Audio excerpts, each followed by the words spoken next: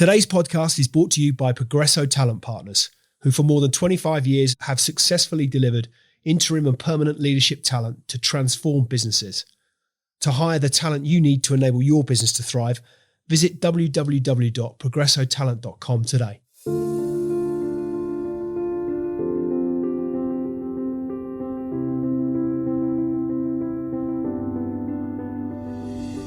Hey listeners, welcome to Extrology. Today I'm joined by Richard Nilsson, a true visionary in the world of tech and venture capital. As the founder and CEO of MyPetGo, Richard has pioneered a cutting-edge pet health and wellness platform that's shaping the future of the pet tech industry, a market set to explode to $35 billion by 2035. In this episode, Richard takes us on his incredible journey from building and selling companies like the luxury media powerhouse Lifestyle Asia to raising $7 million for MyPetGo. Along the way, we dive into the lessons he's learned as both a serial entrepreneur and a prominent VC in Singapore. Get ready for a conversation packed with insights on innovation, navigating challenges, and creating a life of purpose. Whether you're an aspiring entrepreneur, a pet lover, or just looking for some serious inspiration, this episode is for you. So what's the story behind the story? Without further ado, let's get into it. Richard Nilsson, welcome to Extrology. How are you this morning? Where do I find you this morning is what I want to start with. Yeah, hi, good morning. Yeah, I am in Barcelona, Spain. Good to be on the show, and I'm sure I have a little bit more sunshine than you have. Absolutely, and rightly so. Well, it's great to have you on as our guest here today, and I think before we dive into your ventures, and there's a lot I want to talk about, let's start with your story. Where did you grow up, and what therefore was your childhood like? Sure. So I grew up in Stockholm, Sweden, and in many ways, I feel like entrepreneurship was kind of the only out for me. I say that with not that I never fit into the normal context of being having a employer-employee relationship. I've done that too, obviously, and all sorts of things. But I very early on learned from my parents that were both entrepreneurs that, working for yourself gives you some kind of flexibility and you're allowed to dream away and you kind of control your destiny to a certain degree. So I helped them out a lot and naturally the progression kind of came from there. But that was all in Stockholm. My dad was in the yachting and boating industry, everything from building our own brands to representing some of the largest players across the globe, but then bringing those offerings to Sweden as a market, or Scandinavia, which he operated across a lot. And my mother was in the MICE or travel industry. And so I helped them out a lot with things as a young boy. And that kind of fostered this idea of, maybe I should be my own boss one day and do my own thing. And struggled a bit as a person who wanted to become a tennis pro as well, kind of at the same time. And that was my I guess my ultimate dream was really to try to become a tennis pro. And this was in the era where we had, Stefan Edberg and Thomas Enquist and a bunch of top 10 players, which sadly today, I think Sweden has completely lost the tennis gene, it appears. And so I tried that as well. And that was an important part of my youth. And I think a lot of the sports references and nuances can be carried over into entrepreneurship, the kind of never give up mentality and practice makes perfect and allowed to make failures in the sport that kind of is very similar on the business side. But yeah, I guess that gives an idea. I did travel a lot as a child and got exposed to the world and kind of very early on made the decision that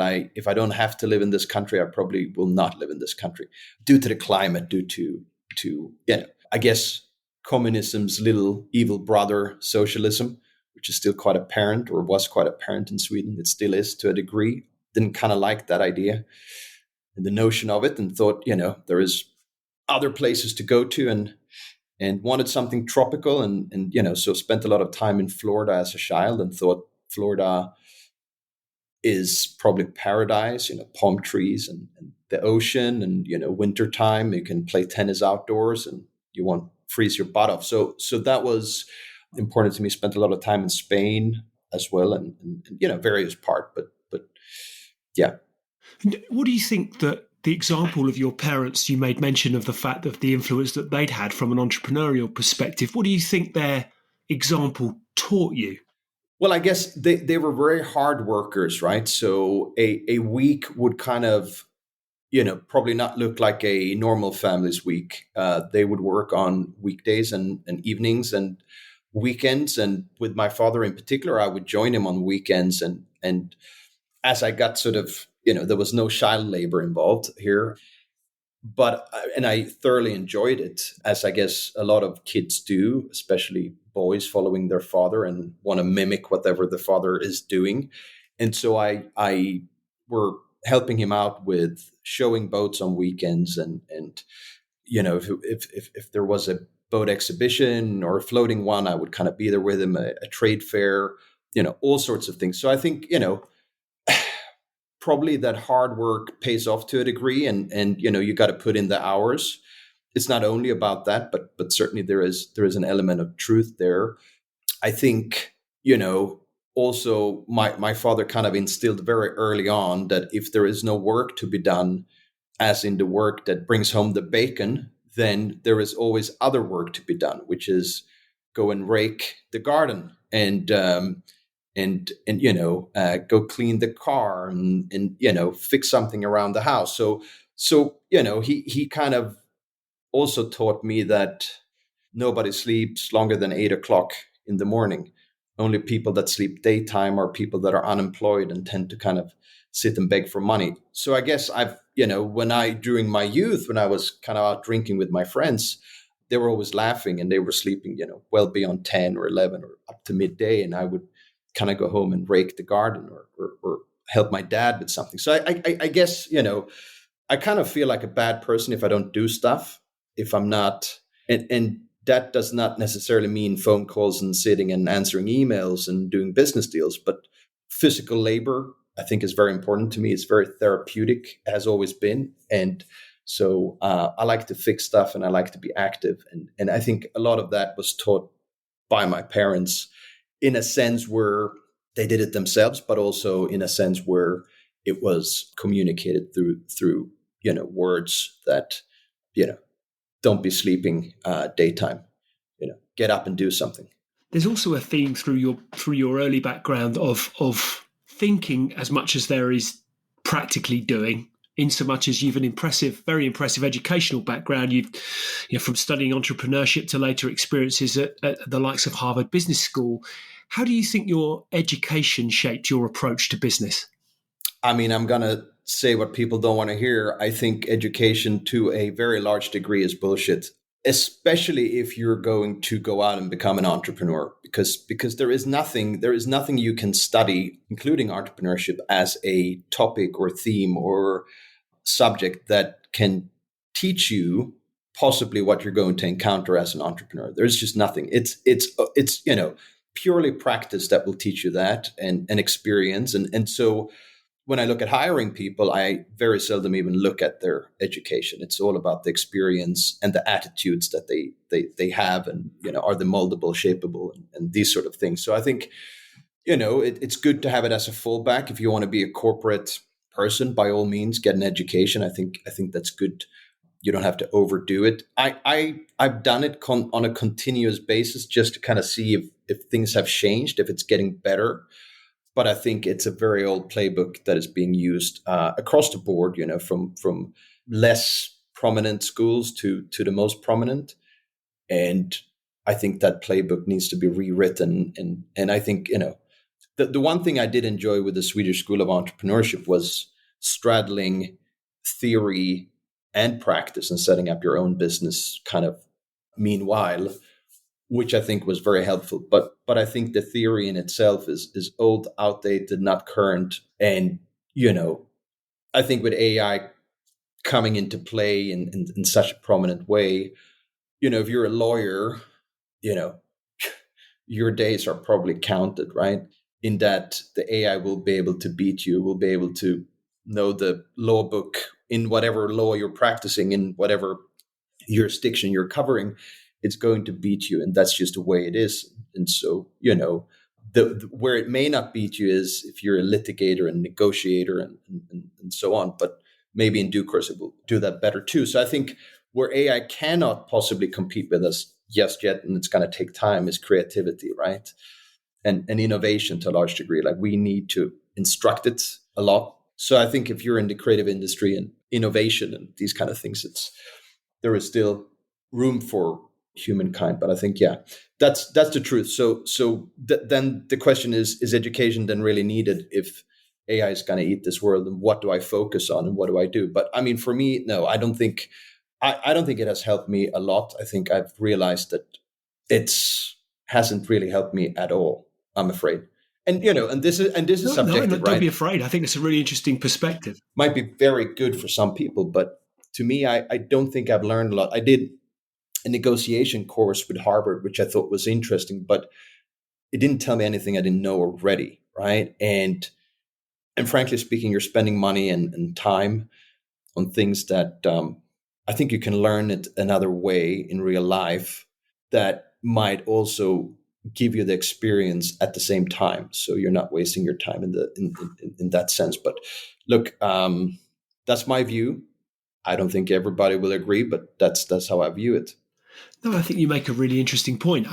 I wonder if two things. I think first things first, you're right with respect to AI. My sense is that the more artificial intelligence becomes all pervasive, almost our reaction to that as humans is to become more human, so that there becomes greater emphasis on our human qualities and to your point around creativity and innovation. I think that's, increasingly that becomes an ever more important attribute. I also wonder as to, education is a broad sweeping damnation on how education is delivered, and it's therefore unfair because you can't make broad sweeping generalizations about the 8 billion of us on this planet and how we've been educated. But I think broadly speaking, the design around education and how it was delivered was structured in a time, if we look at something like the Industrial Revolution, where the basic premise was what we require is people to stand in rows, take instruction, not question that instruction, but simply, in volume, we need people to do as they're told in order that we can deliver outcomes and produce things. And therefore, even the way we sit in school, in rows, in desks. And so that's sort of the way that education for many years was delivered. I suspect it's evolving and changing now, but maybe not fast enough, maybe not keeping pace enough. But that, to your point, if your corporate career is what you aspire to, that ability to gain understanding and rote feedback, repeat, etc., perform tasks on a repetitive basis, if that's sufficient to give you the engagement you need and the income you need to fulfill a life you want to fulfill, then all well and good. But to your point around entrepreneurship, is it really teaching you the skills you're going to need to succeed in an entrepreneurial environment? Possibly not. I mean, if you look back at your early days, what was your first major venture? How did it come about, and what were some of the key lessons you learned, do you think? Right. So I'm going to skip kind of like, 10 years of my life, but as someone who was working in trying different things, meanwhile trying to become a tennis pro, but sort of had a weak left knee and therefore couldn't kind of push that envelope in that area. But I should say that I was never of the right material to become a pro. I think I was good, but not that good. Like, you need to have, I think in tennis, as in a lot of sport, you need to have the mental side, and that needs to be very, very strong. And then obviously you need to have the skill set in terms of, the physical side. But I think sort of my real first venture, and this is again, how I kind of view it, but that was when I moved from Stockholm to Hong Kong, and I started something called Lifestyle Hong Kong, which later on became lifestyleasia.com. And that was challenging in many ways because I was starting a real business in a foreign country where the culture is different and the language is different. Okay, so this is in 2005, 2006. So obviously predominantly English speaking, but Hong Kong is Cantonese and you speak Cantonese there. That's mother tongue, really. And so I guess there were a lot of challenges kind of to get going, but I was young. I was 20, early 20s, 21, 22. And, I had studied entrepreneurship at the Swedish School of Entrepreneurship, and I dabbled in sort of different sort of simpler ventures across event marketing and running nightclubs and um, all sorts of different jobs, right? Helping my parents out and so on and so forth. But this was the true real one. And so setting up a company in Hong Kong, employing myself in this foreign country with a different culture, with the different rules and regulations than that I was used to. That was obviously challenging. But I think what we sort of did was we were so young and to a large degree naive, which I think is a super important trait for an entrepreneur. You have to be a bit naive, and you have to be able to look into a crystal ball and kind of see a future or a path that others are saying, look, I think you're crazy, but this is not how it's going to go down. You're saying, no, this is actually how it's going to go down. So again, being in control of your destiny. But I think my, a bit of that, the sport days of my life, the never give up mentality and kind of push forward and my parents and the things that I learned from them, we kind of went in there and just, employed ourselves. And the government in Hong Kong said, this is very uncommon that 20-year-olds from Sweden come here and start companies and employ themselves. And like, what's your track record? And so we had to kind of, we filled out all the forms, and someone early on told me in Hong Kong when we were there and said, look, whatever they ask for, just give it to them. Don't question whatever they ask you for papers or documents or whatever you've done. Just give them something, right? And if you give them something, they're quite happy, regardless of what it reads or says. And so we kind of followed that. And about a year in, we had the company set up, and we were obviously employed as self-employed, which a lot of people around us that were much older in Hong Kong thought was a bit bizarre. So we had to kind of go to Macau and get a stamp and then go back in, because we could only stay 3 months at a time. But that was kind of how it was. And I think, and this is what I tell everybody if they're young and a bit naive, try to go somewhere and start something, or start something in your own country. But, when you're young, you have the opportunity to fail fast and learn and kind of, take those learnings and move on in life. And I think, so starting a business, I always encourage everybody, try it. Maybe not with your best friends, but, why not? You could do that too, if you want to. They may not end up being your friends after some time. But yeah, I don't know if I answered your question. This was the answer you were seeking, but... No, I'm interested. Perhaps, what do you think were some of the key lessons that you learned from that early experience? It's obviously a big undertaking to even consider a venture, as you say, in a new country, and all that would entail. Not least the language barrier, although, as you say, there's an English element to it. But what do you think? And I think also I recognise your point around, let's call it fear, if you like, that sort of naivete that comes from youth. The not knowing. You don't know what you don't know, so you jump in. There's perhaps less fear, less perception of risk, or what risk might entail, so you go for it. But what were some of the key lessons you learned from that Lifestyle Asia experience, do you think? Well, look, I think one lesson was certainly to dive in and not be afraid and make a leap. And so I do recommend that to others. I think that's a valuable lesson.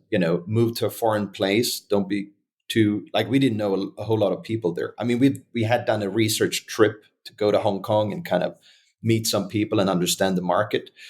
And I think that's a good start. So I kind of, do some due diligence on what you're trying to venture into. But for us and for me, I think other lessons early on was, it is a lot harder than you think it's going to be. And I'd never really raised money for a venture. You go and beg people for startup capital. So this was bootstrap, but we raised some money. I was not a tech person, so I had to learn and kind of rewire myself. I was a guy who could do things and who understood maybe the yacht industry and event marketing and certain things. But tech was such a new thing. This is '05, so we had kind of the first .com crash, and at that time there were two types of people in tech. There were the, let's say, unconventional people, the weirdos, the outliers.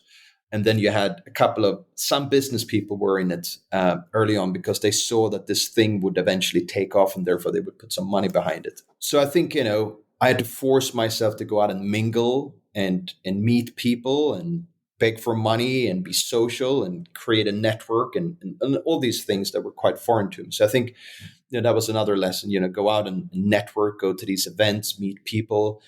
I mean, we were young, and we were known as the young Swedes running around at all the events in Hong Kong and being invited everywhere and going everywhere. And I think some people were a little bit like, who are these, you know, young cocky guys that are being seen everywhere, and how do they get in? And we just elbowed ourselves in. So I think if we weren't on the guest list, we would have these fancy business cards and kind of walk up to the person with the list at the door and sort of say, yeah, we're there. Oh, you must have missed us.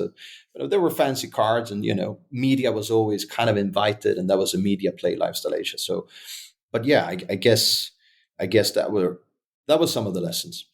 And if I'm right if my research proves correct, I think I'm right in saying that Lifestyle Asia went on to become a major success in terms of its sale to Hubert Burda Media. And what was it like navigating that exit? And I guess what were the key lessons you took away from that experience?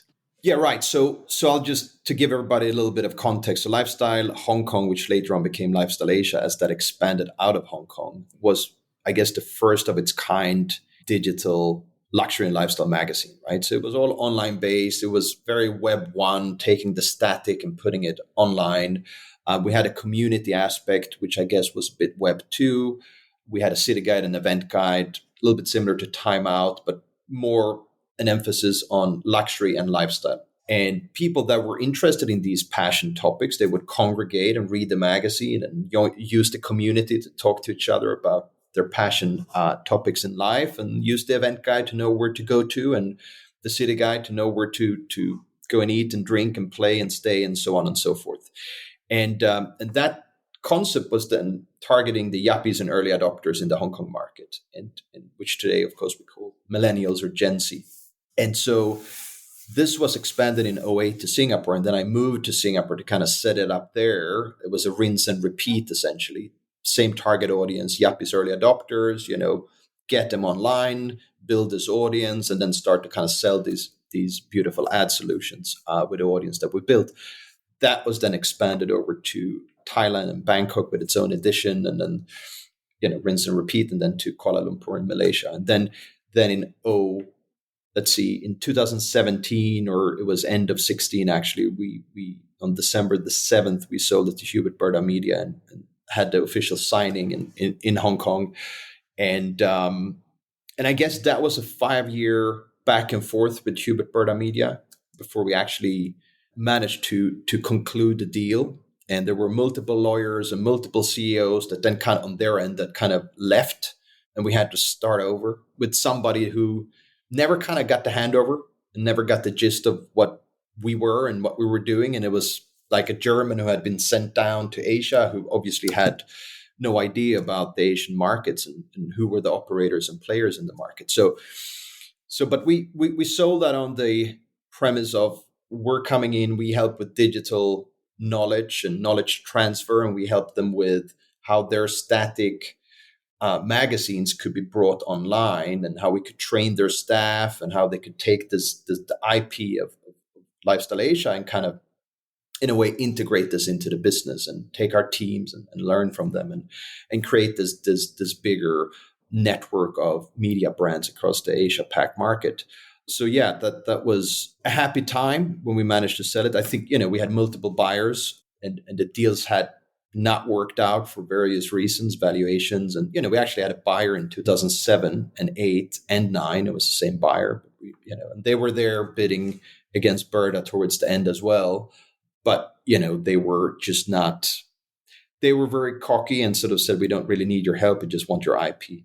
Whereas Burda said, we want your IP and we want your help. And so that kind of resonated with us. They were open-minded and realized that, look, we're going to lose out to all the digital guys here. And, we were the number one luxury and lifestyle media sort of digital platform in those markets. So it made sense for them to pick it up, considering the other assets they had, which was also focused on luxury and lifestyle and high society to a degree. So, but then, of course, the post-acquisition integration was not as planned and didn't really happen that way. So there were a lot of trauma and headache and issues with that, for sure. And I think Berta, unfortunately, is known to buy things and not really properly integrate them or make the best use of them. So sadly, that's how it is. But incumbents, they buy innovation, and then because out of fear or they must or board pressure or we got to do something, and then it's sort of like, okay, what do we do with this? Oh wow, now we bought it. What do we actually do with this now?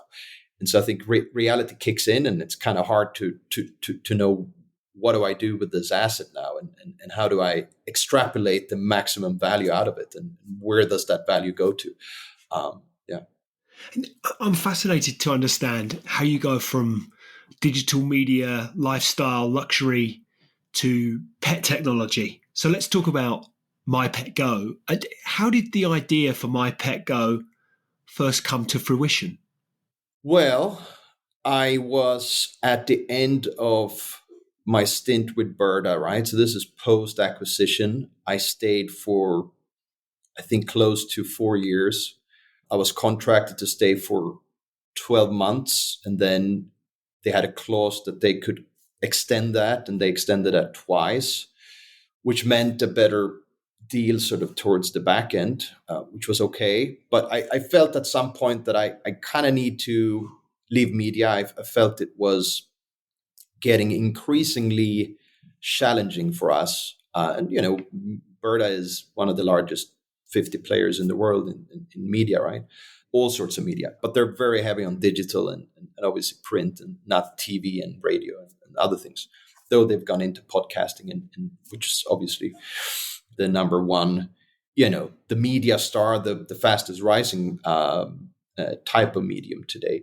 But what I realized, and I think we saw it, was we couldn't compete with the data warmongers, the Googles and the Metas and the TikToks that was on the rise, and they were taking people's data, they were using it most often without consent, or we signed it away, or some little disclaimer somewhere, clicked it away and didn't think about it. But I think nobody knew what these platforms would become and how powerful they would become.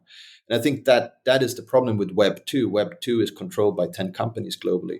And so as someone who curated very expensive luxury and lifestyle content, where we had writers and they could churn out one article a day, and even that was hard for them because they're artists, and we can't just it's not a sweatshop where we say you got to do 10 articles a day. It just kind of doesn't work that way if you want to create good editorial content. People need to think, and it's not the AI who is writing it, it's actually human beings.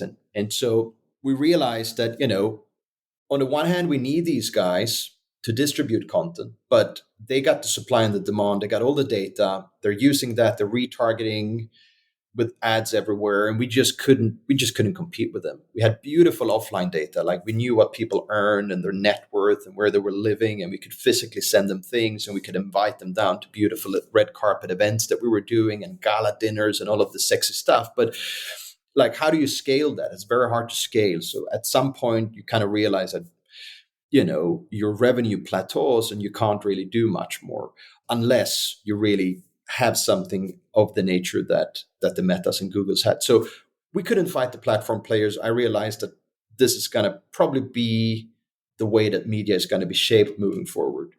And therefore I said, I think I need to bid out. I think I need to say adieu to this industry and basically find a different path, but still draw upon some learning. So obviously the audience I understood very well and that we were communicating with was Jappies and early adopters, which of course now we call Gen Z and millennials. So I understood this audience. I was a pet owner. I'm a pet owner. So I have a 10-year-old Maltese. He was 6 at the time. So this is 4 years ago. And I said to myself, I was looking at the macro and the micro for the pet industry. And I was fascinated with how incredibly analog it still was. And so to me, what I'm doing now is more or less a rinse and repeat, in that I'm taking something that was very analog and bringing it online, right? Now, the difference is I'm not Web 1 and 2 anymore. I'm gone into Web 3. So it's very artificially intelligence driven, like all our models are AI. We do have a wearable that looks something like that, and it goes around the neck of a dog, where a canine only offering at the moment, but working on a cat solution as well. So there will be a feline offering. But essentially, the idea was, look, there is a big opportunity to take this analog industry that is growing really quickly, where the audience that I understand, they look at their dog or cat as a fur baby, and they're spending big amounts of money on it. And everything I read, everything I kind of, the research I did was kind of pointing to this notion that this is an industry that's going to have tremendous growth. It needs some serious digital transformation, something I did, and I did it for Berta as well. And I had done it at some sort of scale and across multiple countries, and it was, quite proven, right? I mean, at the end of Berta, I expanded the Lifestyle Asia brand to Delhi and Mumbai, and even a Paris edition that was both in Mandarin and English. So, it kind of had legs, right? So that was how it started. I mean, I love my dog to death as much as I love my human boy. I have a human son as well, and obviously, if I have to choose one, it would be my son, the human son, not the dog. But the dog is very close behind, right? I mean, it's a family member, so I can resonate with the thinking of this audience. I like the macro micro. I understood digital transformation, and that was needed, and everything kind of pointed in that direction. Now, how it became MyPetGo was kind of, okay, so what do we need from a data standpoint? Like, I was lacking data in my previous endeavor. And so it's like, okay, if data is so important for any business model to function in today's DNA, how do I get my hands on data that is really hard to get anywhere else? And that started with, okay, we create this monitor where we have, onboard sensors. So we have a sensor on the back, but then we have sensors inside of the case. And these sensors are pulling out X, Y, and Z values. Those values then go into AI models, and we can then mimic heart rate, pulse rate, respiration, and temperature. We can look at behavior traits, step count, calories burnt, like all the things that your health wearable could do for you as a human, we're doing for your dog and later on your cat. And as we spot abnormalities, or the data is out of range, which is more of the correct medical term, we then sort of notify you through a push notification. And that's just to kind of say, look, this marker is out of range, but don't panic. We'll keep an eye on it. And if that value is then sustained and out of range for a longer period of time, we kind of give you a second one that you can open up. You can triage it. It's educational. We'll tell you why it's possibly out of range for this longer period, and then what you can do about it. And that's when we give you CTA buttons. You can click on them, talk to a televet, share this data report directly with that televet through a dynamic link, through WhatsApp, Signal, Telegram, email, whatever the preference may be, straight into with an API to their system on their end.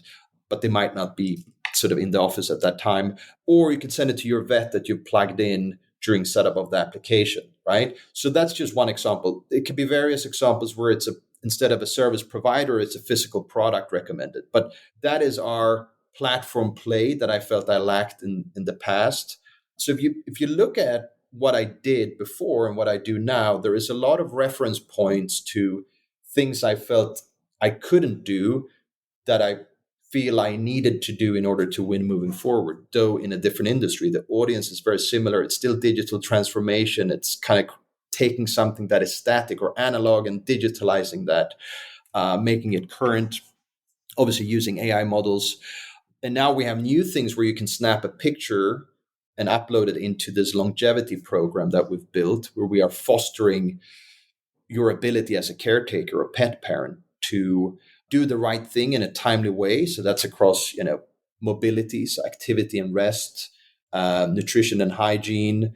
And then the last pillar is kind of preventative care and health screenings, right? And to the health screening part, we have this ability where you snap a picture and upload it, and we'll tell you whether something is wrong with, let's say, if you snap a picture of the stool, we can tell you that there may be some liver issues creeping up, or kidney issues, or some gastrointestinal problems that your dog in question may have, blood in the stool, red poison, all these other things that could be.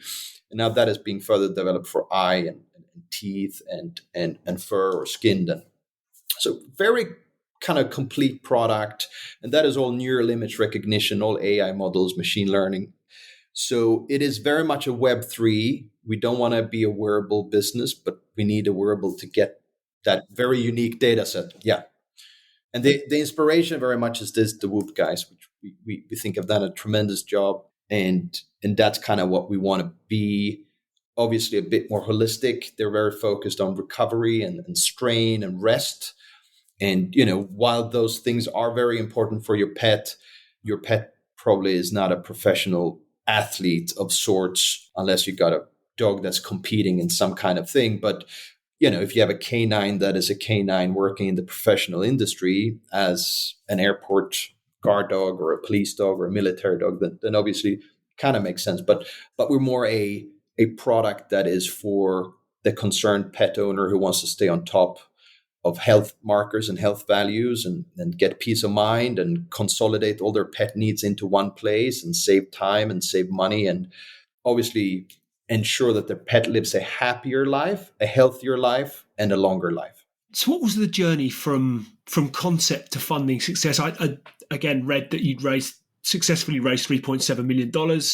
What was that journey like from concept to, as I say, that funding success that you've enjoyed?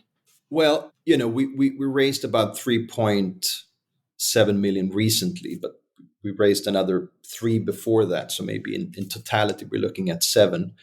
And now we're looking at raising $100 million, which is, something I'll come to in a second. But the journey has been brutal, of course.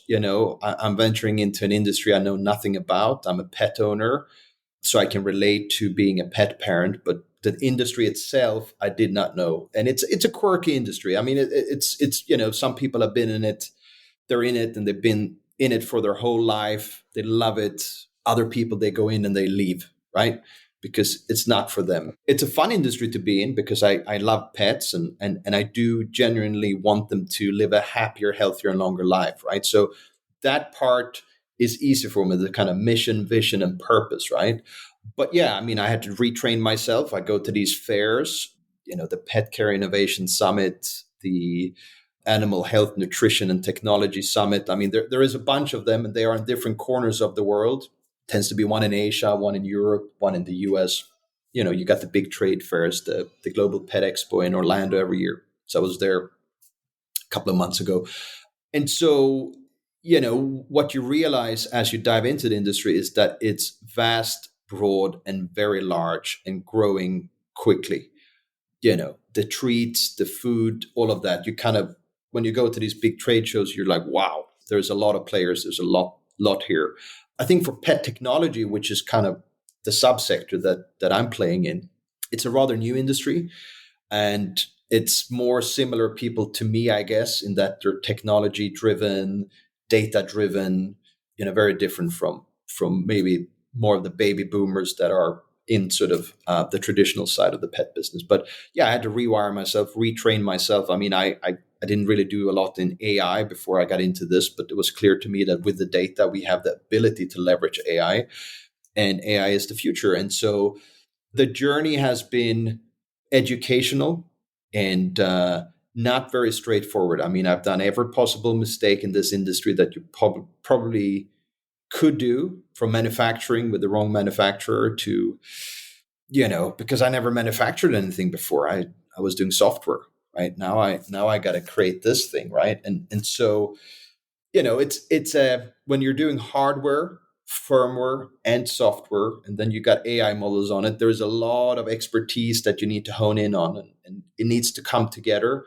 not to forget science and medicine, which we also need to get into this. So I've had to, in the journey, I've had to add on a lot of people with different skill sets that I don't have, and I probably won't have the time to get it either, right? Like I can't become a vet, right? I just don't have the time. And so we've I've had to trust a lot of people and bring them in and kind of, help with their expertise. The race has been a lot of private investors that have, I guess, believed in the sector and in myself and the team and in what we're doing. And we have some VC capital as well behind us. And I think moving forward is going to be more family office and sort of, maybe billionaires that want to come and put money in, as we're raising 100 million for what we're calling the Pet Longevity Group, which then is the foundation is MyPetGo and this company that we're looking at acquiring out of Israel, and kind of this creates this group, Pet Longevity Group, where we're looking at two things, and it's longevity. So longevity initiatives across canine and feline. So that's dogs and cats for those that wonder, and then we think that AI is going to be the catalyst for those longevity initiatives. So we're going to look at investing, building ourselves as a venture builder because we have the capability clearly. We're going to invest in companies, and we're going to acquire IP that we think is sensible and that sits nice next to MyPetGo and this other asset. And we have probably 3 or 4 dialogues that we're currently working on. Where on the one hand we do equity, we take equity for providing tech, and on the other hand we might invest money, and so there are different kind of models there, but that's the bigger picture. We think that there is a massive gap in the market where the incumbents are very focused on protecting what's theirs, which tends to be food, treats, bit of diagnostics, but we think there is a big sort of side that's being missed, and there is not enough capital. The mandates from the VCs are not going into this industry, sadly, and so we feel that we need to do something, but we also think that the VC model is not for everyone, but to a degree a little bit broken. I think family offices realize that maybe they can go direct, they can cut out the middleman, and we think that our sort of builder, acquire, invest, transform, and operate model is very different because the VC tends to just invest. And that's kind of what they do. And often there's very little added value to the portfolio companies that they invest into. So we think that we can create this much more interesting and de-risked investment vehicle / operating vehicle. And it's the market opportunity, the pet tech market is projected to grow to $35 billion by 2035. So the big growth opportunity, still relatively immature market. What excites you most about the space, do you think? And where, therefore, do you see those big opportunities for MyPetGo to make an impact? So I see MyPetGo as a heart, and that heart is pumping the blood to various other organs. And those organs we have yet acquired or yet built or yet invested into. And that's kind of what we're thinking here with this Pet Longevity Group. Like we've invested, millions of dollars in building the tech stack that we have and across hardware, firmware, middleware. We want to repurpose that as much as we can and reuse it. And so we're a B2B to C offering, but we can also be a direct to consumer offering with the MyPetGo brand. But when we power somebody else, it will be white label and it's in their brand name. People don't know that we're actually the one enabling all the tech and the data harvesting and everything else. The big opportunity is going to be AI in different shapes and forms, right? If how can you bridge the at-home diagnostic part with in-clinic, in-hospital diagnostic part? Like we will have pets that are going to live longer. I mean, as a matter of fact, 30 years ago when we were feeding our pets different type of food, they were living longer, right? So we're certainly feeding them, maybe not the best food. And there are great food makers and manufacturers out there. But I think, in some kibbles, there is wood, right? I mean, there are strange fillers. People are cutting corners. There are, so we have these issues. But with technological advancements and data and digital diagnostics, we must be able to do more from a home environment, right? And we must also, so our jobs to be done is kind of that on the one hand, but on the other hand, how do we bridge this over to the in-clinic visit? Like if you look at the US market as an example, it will take 10 years to educate enough vets to meet today's demand, right? So how do we bridge that shortfall in professionals that can, in an accurate way diagnose your pet? And I think, digital tools and solutions for these guys is going to be vital moving forward. And I think a lot of those tools we want to be that bridge. We want to be that ecosystem. We want to plug in with everybody. We can't do this on our own. So we need to, that's why we believe in the builder, acquire, invest, transform, and operate models. When I say transform, is kind of taking the IP stack that we have and maybe infusing that into more Web 2 or Web 1 based pet tech companies where with that tech, they themselves can be transformative. And then, if we need to, we can also operate a lot of these assets ourselves. And so we think this model really works. But I would say the next today, 10 years, moving forward, is going to be all about longevity in the pet care space. The pet care industry is about $500 billion by 2030. And then longevity as a whole is $1 trillion opportunity, right? The pet side of that $1 trillion, I don't know how much it is, but it is a big chunk. And I think, longevity is such an early industry, both on the human side, but more so on the pet side. And I think that's really going to be the main driver of the industry. And we want to be super focused on longevity. And again, AI is going to be the catalyst. AI and data, I should say, because AI is meaningless if you don't have that unique data set. And I think pet care data is quite hard to come by. You can scrape the World Wide Web as a lot of these companies would do. But I think a lot of that information is either not accurate, not complete.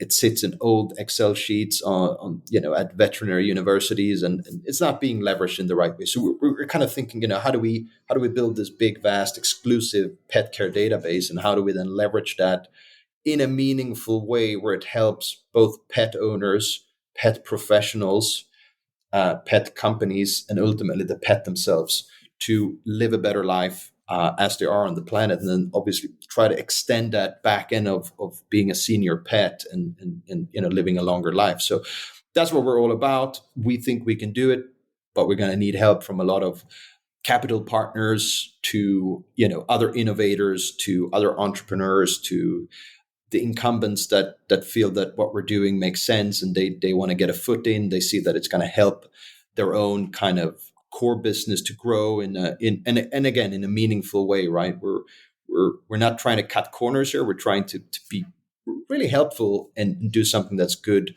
for everyone in that equation. And we're not cutting anybody out. We're not cutting the vets out. The vets are super important. Like our chief veterinary officer, like she is that person who pulls us back where we need to be pulled back, and where we need to kind of think about how we do this in a way where it's also helpful for the professionals, and it truly becomes a tool in the toolbox.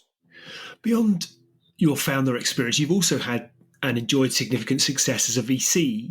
Could you share more about your transition into venture capital and perhaps what you've learned from being on the other side of the table as an investor? I think I'm not a VC.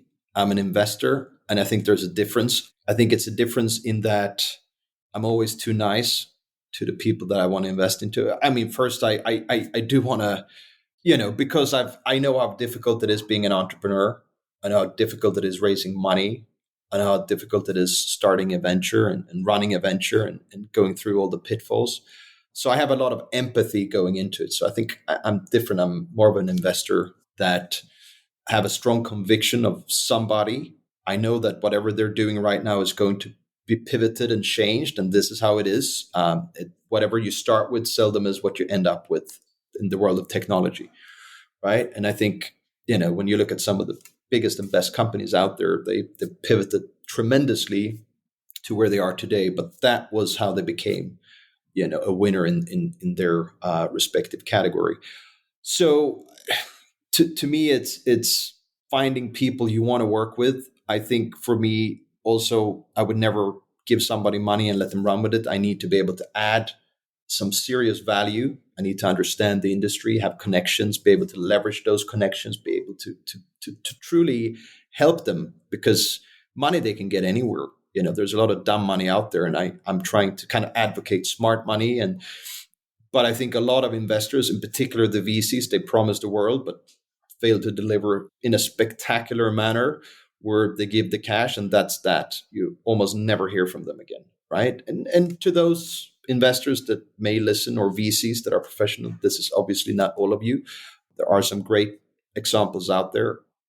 But I think, unfortunately, 90% of them are not adding value, and 70% of them are actually extrapolating value and taking value off the table, which is sad, right? So you probably shouldn't take too much advice from VCs that have never run a business themselves or never done anything themselves, because their view of growth might not be the same view as yours, right? As an example, a couple of years ago, the VC industry was pushing hyper growth, take as much money as you can, raise as much money as you can. It's all about growth. It's all about user numbers growing, growing, growing, growing. But the sustainability of the business and the economical model was taken out of that equation. And so I think the result of that is we've seen a lot of companies not being able to raise money again at very late rounds because they had this hyper growth kind of shoved down their throat by the VCs that was there to actually support them in the first place. And so I think, anyone should take advice from people that have actually done it themselves. They have a record that speaks for itself. Take advice from those people. Most advisors are not advisors. They cannot advise you.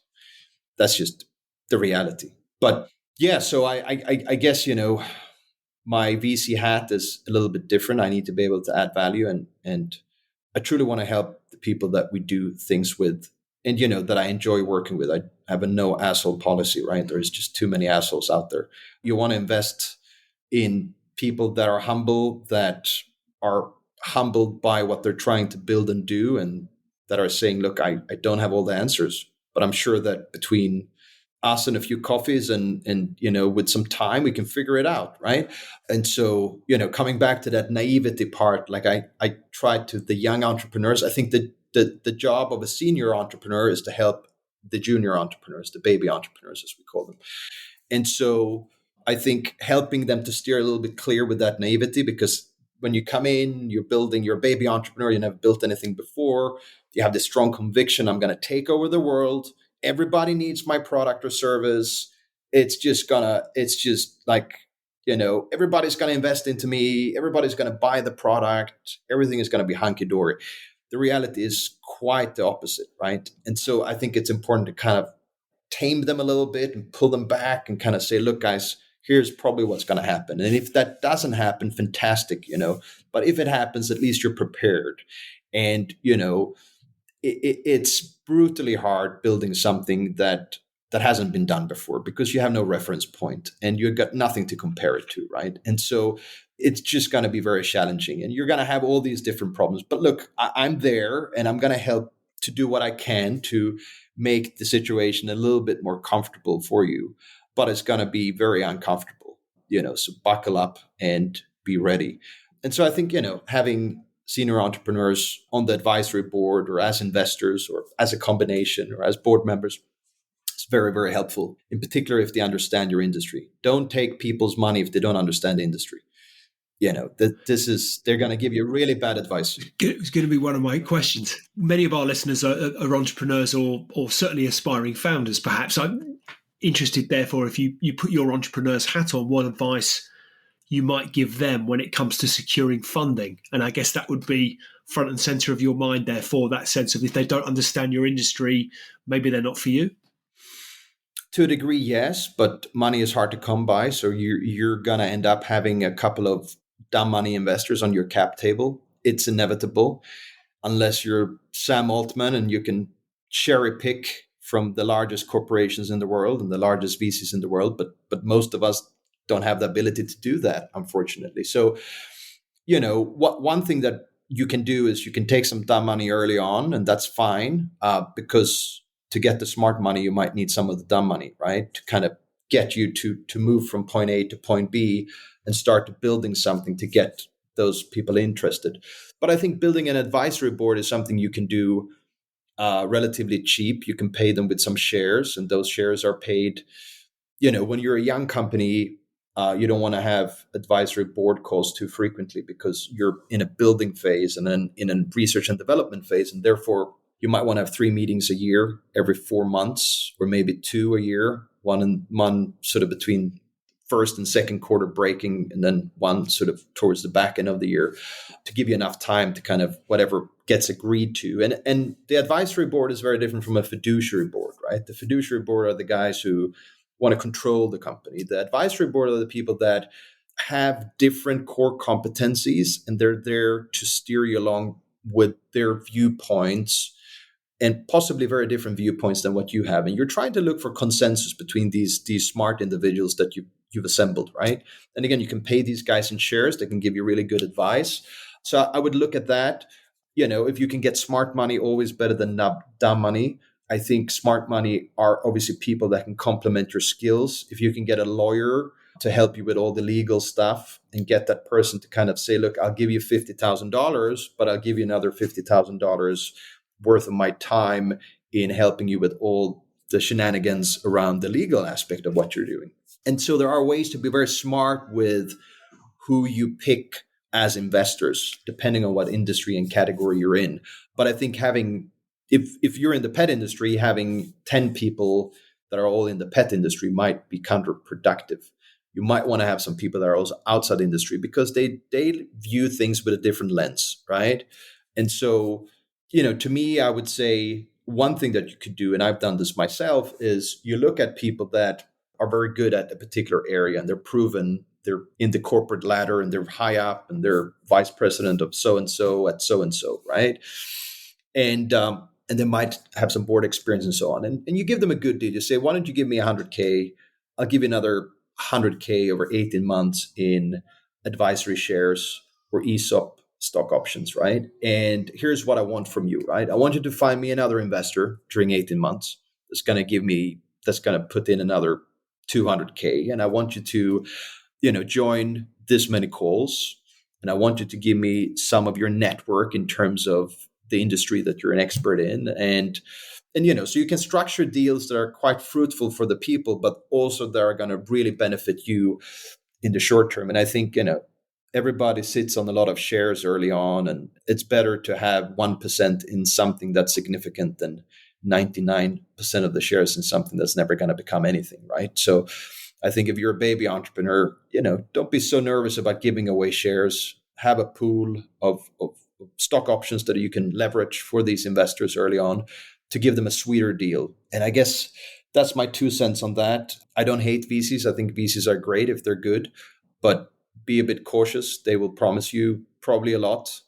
And if they do that, ask them to put it down in a contract that's black and white and make sure that they own up to it.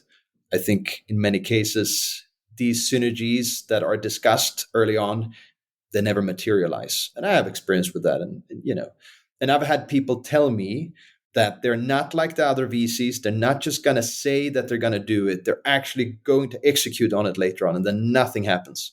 So it's peculiar, but I don't know. It's, if the VC is known to be a good VC and someone who helps you to bring in more cash and they understand a particular sector and industry, they can add a lot of value. They might have other portfolio companies that they can strike a deal with that could give you distribution or it could give you some other partnership or collaboration. Then that's truly, really quite beneficial for you. But you want to try to put as much as you can into black and white because often these things are discussed. They're up here, but it never gets put down on paper. And then something happens and it never happens. So, yeah, be cautious with that. As you've seen your fair share of highs and some lows, I'm sure, around as an entrepreneur. What's the most impactful lesson you've learned that you would like to share with those listening today? Yeah, it's a good question. I mean, I do get this quite a bit, so I'm going to try to say something different today. I think look at the sector and industry that you're going into, that you want to go into, that you have conviction about, and study it, as much as you can to truly understand it. In particular, if it's a field where you see that there is a gap in this particular market or industry, and you think that you can fulfill the gap, but you might not know that industry. And this happens all the time, right? And then align yourself with people that have that expertise from that industry. I think, again, coming back to finding advisors or finding team members that can become co-founders that have part of that expertise, because it gives you look more legit as a team if you have somebody from that industry when you go and meet investors or customers or B2B partners. So I think that's important. Don't overthink what you're doing because you can just go around in circles. You have conviction, the data supports it, dive in. But I mean, build a strong team. It's very hard to be a solo entrepreneur. It's good to have a co-founder. Who's a good co-founder? I mean, only God knows. You never really know until you're in bed with the co-founder, right? And it's going to take some time. I think finding alignment with people, like, do you share like it's easier to work with things that you're passionate about. So I think that's important. Like, don't just be opportunistic. You need to have a sense of passion for whatever you're going into. But I also think it's important that that there is alignment on vision, mission, and purpose of the company, right? And the mission and vision and purpose may change as you pivot and as you change, and that's all fine. But as a starting point, that you have these kind of boilerplates, and you all agree on it, and that makes things a little bit easier. So I think, good team, good advisors, do your research, have passion for what you're doing. There is tons of digital free tools out there on the World Wide Web that you can go after, be it credits for servers, be it affordable domain names, be it anything else, right? Be it any other kind of SaaS tool. I mean, SaaS is there is a lot of these startup accelerators that don't take equity, and you can go in and you can sign up for these, and they tend to kind of give you this package of products early on at no cost, right? Be it servers for 6 months, be it domain names, be it email outreach tools, all of these different things that can be super helpful and save you a lot of money. So I would look at that as kind of number 6, and put some things down, put pen to paper, right? And have some sort of business plan and steering document. Don't be lose. Like, you need to have something, but don't be overly anal with, just following the blueprint all the time. I think one can create an outline, and then, as I said, pivots are going to happen. You're never going to do exactly what you set out to do. It's going to be changes, and that's just how it is. And it's going to be probably very hard. So be prepared that it's tough. There's going to be sleepless nights, and you're going to cry a bit, and that's all fine, because you'll grow as a person. And if you can find a good balance, exercise, sweat out the anxiety as early as you can in the morning, because it kind of helps to prime you and set you up for the day. Pray to whatever God that you think is helpful to you, or do mindfulness, or do something that helps to set you straight as well, because it's going to be very high stress, which is part of being in entrepreneurship. And if you're not fit for that, and many people are not fit for it, there is a way to prime and get yourself more fit for it, and it's a bit less painful. But that will be kind of my 8th advice. And that doesn't mean that that's the least important. I think there is no particular order here, but those are the things that I would kind of look at. I think, some people say you have to have a brilliant idea to get into entrepreneurship. You don't have to have a brilliant idea, because, again, you're going to probably pivot and change quite a bit. But, so I think those 8 things are more important than the brilliant idea. Obviously, you don't want to have a completely crappy idea. You don't want to do something that's been done 100 times before, unless there are nuances to how you're going to do it, and why you think now it's going to be the right timing. The timing is also up to God up there. Like, is it the right or wrong timing? Like, it's very hard to say. It's very hard to say. Time will tell. So that are a couple of things that one can do. Don't be too afraid. Dive in. This is your calling. Do it. Help to change the world. So what's next for you and MyPetGo? Where do you see the future of the venture, and what excites you most about what lies ahead? So I'm very intrigued by longevity, both on the human side and on the pet side. And so, I'm not some dog maniac that runs around the park looking to pet people's dogs. Like, that's not really me. Quite shy, but I do love my dog, and I love dogs in general. I think they give people a lot of unconditional love, and there's a lot of lonely people out there that don't have a better half or a family, but they have a dog or a cat that sits next to them at the dining table or in the sofa watching Netflix or whatnot. So I think for us, it's really honing in on longevity and doing our part in the constellation of helping pet owners to become more understanding pet owners, and giving them the tools and the tips and the information and insights that needed at that time in order to do the right thing in and around their pet, and then bridging that gap to the professional side. I think I'm excited by that. We really want to do this in a meaningful way. I think the pet longevity group for us is what I'm working very hard on, that $100 million race. and we might not raise it in one go. It might be in tranches, and that's all fine. But the evolution of MyPetGo is this pet longevity group, and it kind of spins up to this bigger thing where it's not just about MyPetGo. It's really about building that ecosystem. It's about collaborating with other innovators and incumbents to a large degree as well. I mean, I think the people in the pet space there's a lot of good people. And I think the big guys that are maybe making food and it's not the best food, it's maybe not their intention. It's a corporate juggernaut and it is what it is. But I think everybody's trying to play their part here. Longevity is really of the essence. So I'm very excited about that. That's the story that I want to tell over the next 10 years, I guess. We ultimately want to list this probably on NASDAQ as the Pet Longevity Group. We might take over an existing listing, do a backdoor listing, maybe do a typical initial public offering as well. So we'll see what happens. But that's the plan. Help to give something back to the beloved pets that we have that give us so much unconditional love. So that's kind of what I'm excited about. That's a lovely vision on which to end it. Richard Nilsson, thank you. It's been a wonderful insight into your journey as an entrepreneur. I think your passion for your pet. I have a dog too. I'm slightly surprised he hasn't come to introduce himself to this recording today, but nonetheless, really appreciate your insight on the industry, the tips you shared around your own journey to help others that are equally inspired to take that leap as an entrepreneur and get on that road to success, hard road though it is. So really appreciate you taking the time out.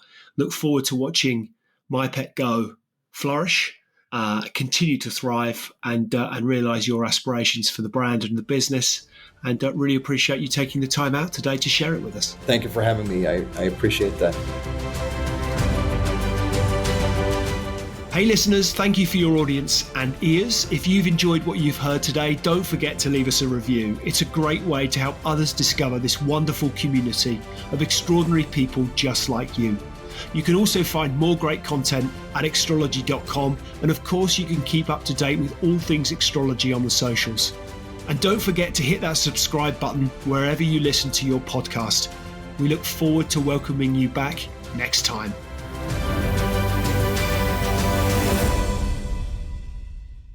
Just a reminder, today's podcast is brought to you by Progresso Talent Partners. Visit www.progressotalent.com today for more information.